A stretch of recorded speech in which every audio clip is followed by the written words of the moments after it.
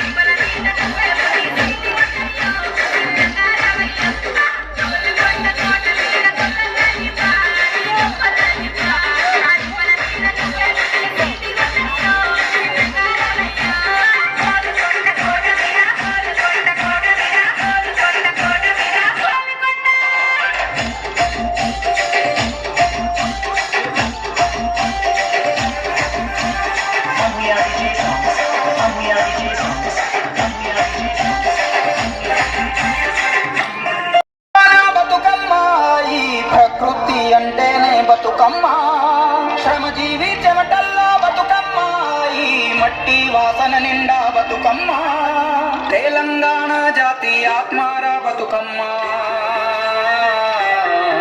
మాకు బతుకునిచ్చే మా అవ్వార బతుకమ్మ.